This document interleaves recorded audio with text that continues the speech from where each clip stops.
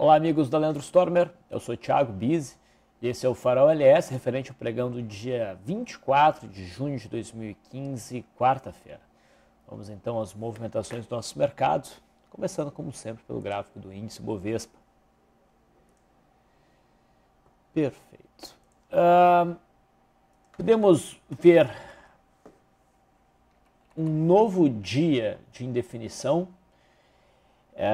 que veio formar um candle de conotação baixista. Novamente a gente tem aqui uma estrela cadente, sombra superior maior, corpo pequeno, novamente raspando aqui na zona de resistência próxima a 54.300 pontos. É o terceiro candle seguido com essa característica. O mercado vai insinuando, então, cada vez mais que ele está na iminência de um movimento de queda.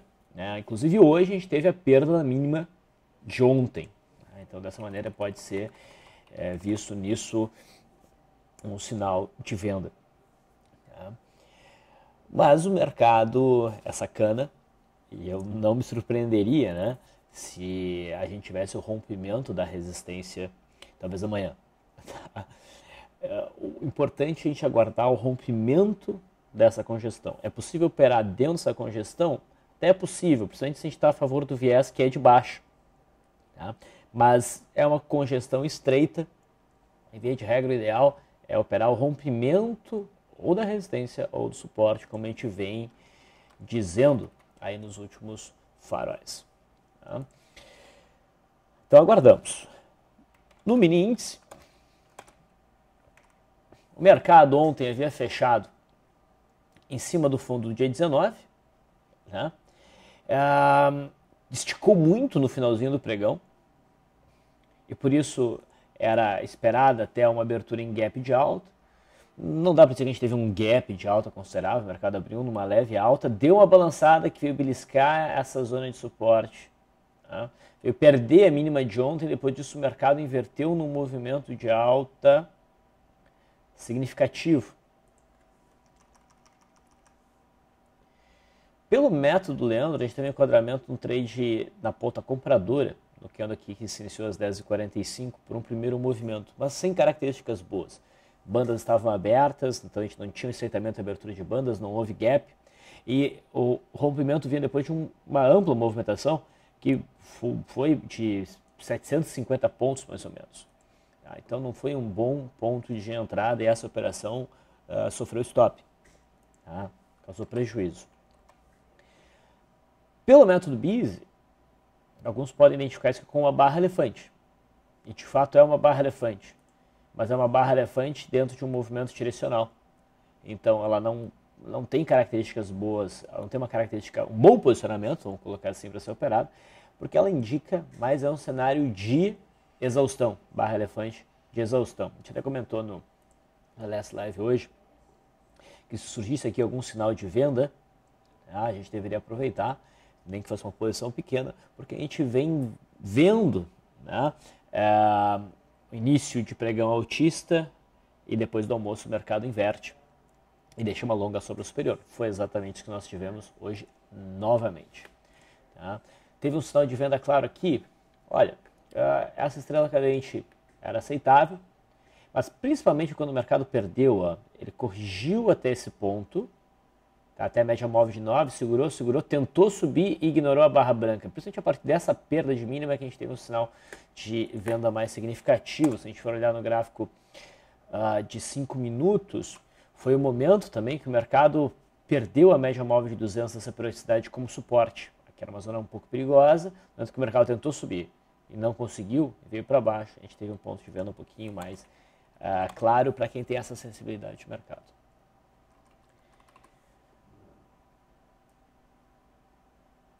O fechamento do futuro hoje foi em recuperação, mas isso não diz muita coisa para o pregão de amanhã. Olhando o gráfico do futuro, a gente também percebe uma grande congestão, suporte aqui em 54.350, rompida para baixo gera venda, e resistência em 55.280, 55.300, rompida para cima, provavelmente indicaria um cenário de compra.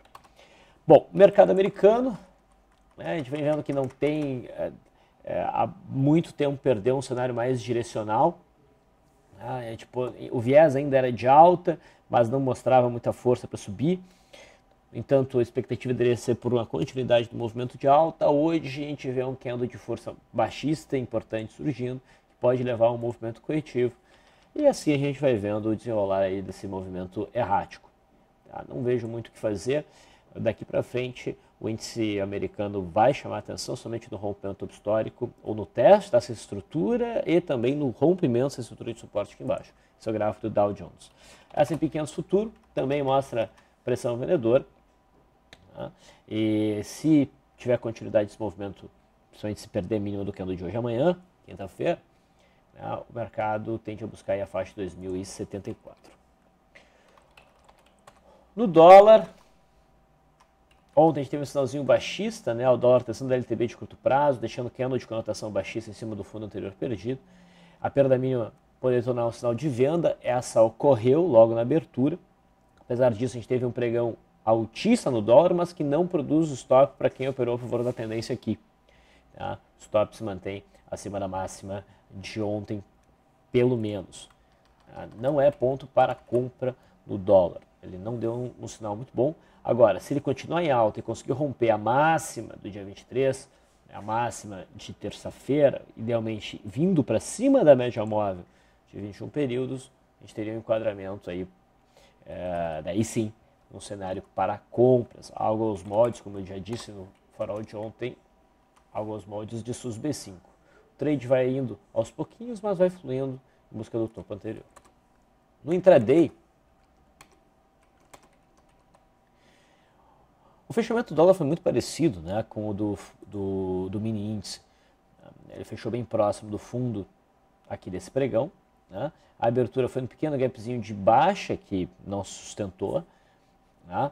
A gente teve aqui um candle de definição, depois o mercado passou para cima da linha d'água e a gente teve um movimento de alta ao longo do pregão. Esse rompimento de linha d'água não tinha boas características pelo método BIS nem pelo método Leandro. Pelo método Leandro foi muito prematuro, pelo método BIS esse gap oculto é contra o viés, então fica mais difícil de operar. Mas o candle que surgiu às 11 horas da manhã, né, que se iniciou às 11 horas da manhã, acionou sim um primeiro movimento, uma compra por primeiro movimento exótico, né, que é contra a abertura, né, esse gap oculto da abertura, mas é um primeiro movimento e era operável e o dólar desenvolveu um movimento de alta legal. Ao longo de todo o pregão não sofreu stop pela média móvel de 9. O juro, a expectativa é de queda para fechar esse gap, mas hoje o juro deu um salto. Tá? Para quem operou na venda, na perda dessa estrela cadente, ainda não há stop. A expectativa segue sendo de uma correção, só que vai ganhando um pouquinho mais de possibilidade o cenário de uma movimentação lateral rente a essa faixa de resistência dos 14.100 pontos. Mas compras somente no teste da média móvel de 20 períodos, idealmente aqui embaixo, ou no rompimento da máxima dessa estrela cadente, produzindo então rompendo dessa estrutura dentro desse canal de alta mais longo que nós temos. Os principais papéis, que você me dá uma olhada, a Vale não fez nada de muito diferente hoje.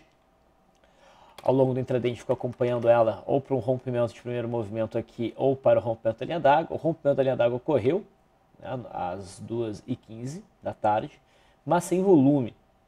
Não chamou atenção, tendo feito essa operação, não teria alcançado RP e teria gerado stop pela média móvel de 9 com alguns centavos de prejuízo, mas não teve volume algum, então não chamou atenção. Petrobras recuperou um pouquinho da queda de ontem, né, continua um gráfico indefinido, ele vai se definir no momento que romper essa zona de resistência, ou que, não que isso defina, mas se vier testar os 12,30 pode ficar interessante, se romper os 12,30 para baixo, daí provavelmente definiria para baixo. Setor de siderurgia, Gerdau rompeu o fundo de dezembro, estava esperando por isso, rompeu até com volume, só que está dentro de um movimento um pouco esticado já, com uma certa distância para a média móvel de 20 períodos. Esse cenário aqui pede por um pullback, idealmente. No intraday, se enquadrou num trade de venda por primeiro movimento no candle da 1h15 da tarde. Reparem que aqui a gente teve o volume e daí a operação conseguiu fluir bem. Esse foi um papel que nós chamamos a atenção ali na Last Live. CSNA faz um candle um pouquinho mais amplo de queda, mas ainda batendo suporte 5,44. A expectativa é que o movimento de queda continue. O intraday não teve um enquadramento bom. Os Minas caiu um pouco mais, chegou a fechar levemente abaixo da mínima aqui do candle do dia 18, para quem entrou na ponta compradora aqui já sofreu o stop, e parece então que o Minas vai se definindo para baixo, o rompimento dessa zona aqui pode levar então um movimento um pouco mais amplo, em busca aqui dos 13,35, mas eu não vejo um ponto para entrada na venda aqui. Vamos ficar bem atentos, mas ainda não surgiu. Setor bancário, a gente começa pelo Bradesco, não perdeu a mínima de ontem, faz um novo candle de definição, roçando aqui na resistência próxima a R$ 28,90, R$ 29,00. Tá? O candle de hoje, pela perda da mínima, não seria um bom sinal para uma venda, pelo menos não tende a ser pelo gráfico diário. Tá? No intraday não fez nada de interessante, segue com viés baixista. Itaú também não perdeu a mínima de ontem, se isso tivesse ocorrido a gente poderia pensar em vendas, mas formou um novo candle de conotação baixista, quase um irmão gêmeo do candle de ontem, só que um pouquinho mais para cima. Perda da mínima de hoje abre espaço para a pressão vendedora, mas também não me parece ser o melhor enquadramento para operações de swing trade. Eu buscaria operações pelo intraday, se fosse o caso.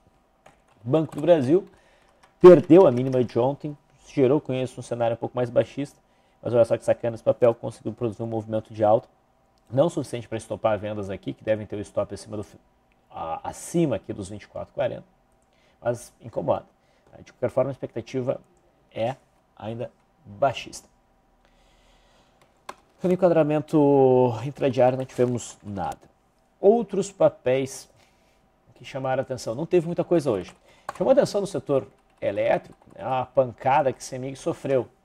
O CEMIG até tinha se enquadrado num trade na ponta vendedora por correção, batendo aqui nessas médias em golfo de baixo, chamou a atenção o volume, mas não classifiquei de forma mais importante o papel, então não ficou no nosso radar ao longo do dia. Caiu 8%, faz uma barra grande, pode ser considerada uma barra de ignição, mas bem distante da média móvel de 20 períodos para buscar trade. Se houver um gift aqui no gráfico diário, tudo bem. Mas esse movimento sugere que o CEMIG vai continuar o movimento de queda em busca de 11,20. Tá? No intraday também não teve uma brecha clara para entrar. Quase todo o movimento se deu num candle só, às 13h30 da tarde. TRPL também, né? TRPL havia feito um movimento de alta que chamou atenção, no pregão do dia 22 fez um candle com gap, superação da máxima que até indicava um ponto de entrada por gap de fuga, com stop abaixo dessa mínima, e esse stop foi acionado. Aqui surge uma barra grande também, uma queda não tão grande quanto o CEMIG, em termos percentuais, mas em termos relativos foi quase tão forte quanto o CEMIG, né, porque a volatilidade de TRPL é menor, ela se movimenta menos. Temos aí uma barra de ignição um pouquinho melhor, mas não acho que vale a pena operar, a gente está muito próximo de um ponto muito importante de suporte aqui em torno dos 39 e 30, 39, 25. Tá? No intraday, esse é um papel que a gente acompanhou para um trade de retorno à média. Tá? Eu comentei com o pessoal que esse aqui não era o ponto para entrar na ponta compradora, candles pequenos, baixo volume, não era sinal para entrada. A gente esperava que essa linha foi traçada bem antes, né? Uma queda em busca dos 39,70, se ela ocorresse e a gente tivesse um candle amplo, com sombra inferior e bom volume, a gente poderia pensar na operação de compra. E nós tivemos esse candle aqui, que foi acionado 3 candles depois, aceitável, só que o trade não conseguiu evoluir. A gente teria fechado no leilão de fechamento, né, com poucos centavos aí de ganho, uma operação quase no 0 a 0. E o fato de não ter repicado chama atenção. É bem possível que no pregão de amanhã o papel volte a cair. Então, vamos ficar atentos a oportunidades intradiárias, principalmente se surgir através de um rompimento de linha d'água para baixo depois de uma abertura em leve gap de alta. Ok? ESTC3 corrigindo, bateu agora nesse patamar de suporte em 19,30 e faz um candlezinho bonitinho de cotação altista. O volume é mais alto, se apoiando também na média móvel de uns períodos. A superação da máxima permite compras por correção. Tá? No mínimo é um papel que a gente vai querer olhar pelo gráfico intradiário, tá? Com bastante atenção, tentando enquadrar algum day trade na ponta compradora aí no pregão de quinta-feira. Tá? Os outros papéis não chegaram a dar um sinal muito forte. O que andou bem foi Croton, mas não chega a nos oferecer nada, só aproxima os preços da resistência aqui próximo a R$ 12,90 a R$ 13,00. Se houver o rompimento dessa zona de resistência, desse grande triângulo altista, a gente pode pensar em alguma operação. Marfrig faz um Dark Clouds bem distante da média móvel de 21 períodos. Agora acho que o movimento se encerra mesmo. Tá? A perda mínima enquadra o papel num trade na ponta vendedora. Perceba que o candle está totalmente fora da banda e o volume é alto. Tá? Mas provavelmente vai ter suporte aqui em 5,5. Só que da perda mínima até aqui já é 7,2% de queda. Então tem espaço para um trade curto de retorno à média. Não acho que o papel vá para baixo de 5,5 com facilidade. Deve segurar aqui, mas há espaço para um trade.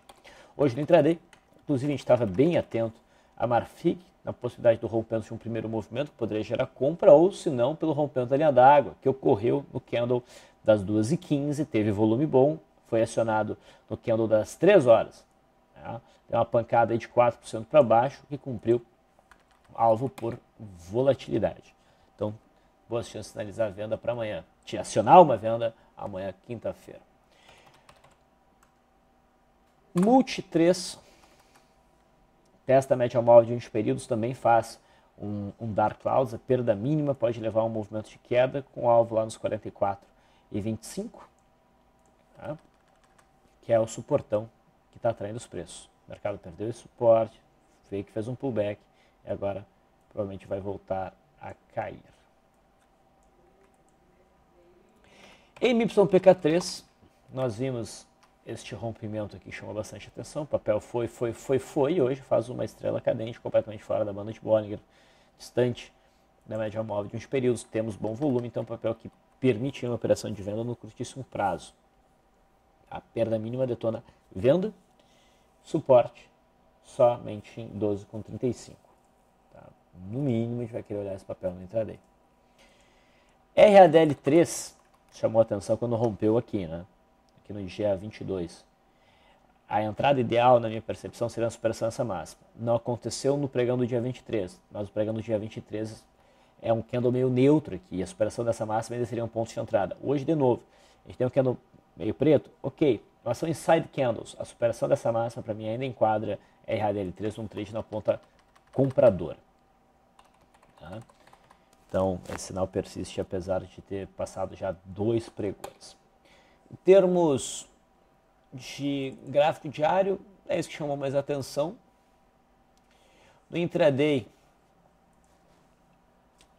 fora os papéis que eu já mencionei, a gente passou o pregão olhando hipermarcas, né, esperando o rompimento de um primeiro movimento, os moldes de Gerdau. Até rompeu, mas rompeu já afastado da média, às 4h15.